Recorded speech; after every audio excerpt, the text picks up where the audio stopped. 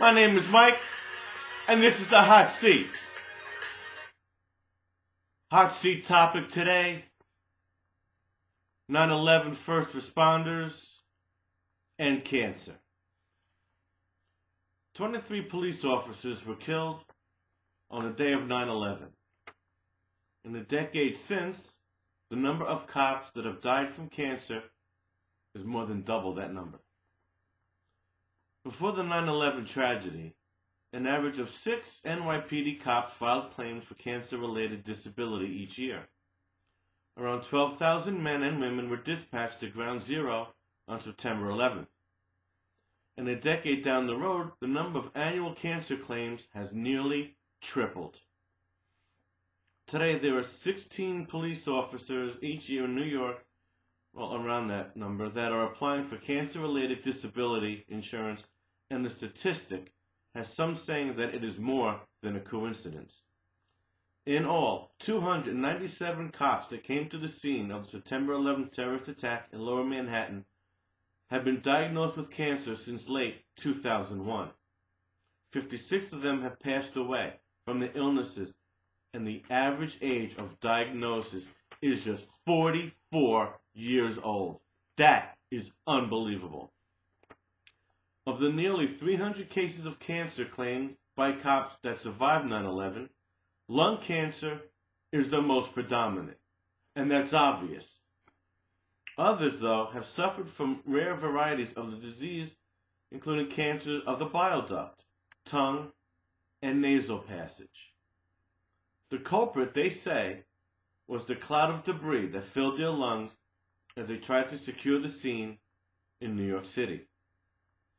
As one police officer states, "We sat in the pile and ate, drank water, and rested. There was nowhere to go that wasn't contaminated." Retired NYPD officer Edwin Rivera, who's 55 years old, tells the New York Post, "I have cancer that I never should have gotten." A study last year published by David Prezant of the New York City Fire Department revealed that firefighters that were exposed to the dust and smoke that came from the collapse of the Twin Towers have a 19% higher risk of getting cancer than their peers who were not there. Dr. Prezant studied around 10,000 male firefighters before coming to that determination. This study clearly shows that the World Trade Center exposure and these firefighters have led to such a sharp increase in cancer. So folks, like Hiroshima in the 1940s, 9/11 is going to be with us forever. Because we're getting more fresher and fresher deaths from what occurred 10 years ago. And folks, nothing has been accomplished. Their deaths have been in vain because of us, the American voter, who has allowed this government to use 9/11 as an excuse to strip us of our rights,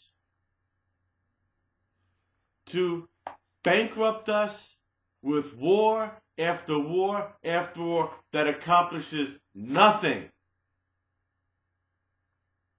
The war in Iraq was a complete failure. It is a matter of time before that country collapses.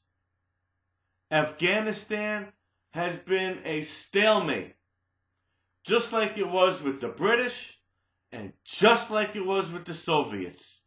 It is a stalemate leading to nothing but death and bankruptcy. And these first responders to 9/11 went in there not thinking of themselves, not thinking of their children, but to save lives. And they're dying of cancer more and more year after year. And folks, what we need to do to make their deaths not in vain is to demand that we get back our rights that these men and women died for. And the men and women that continue to die for. All in this belief that it's protecting freedom in this country and around the world, which we know is a farce. Because we continue to vote in the same people. Same circus, different clowns. My name is Mike, and this is the Hot Seat.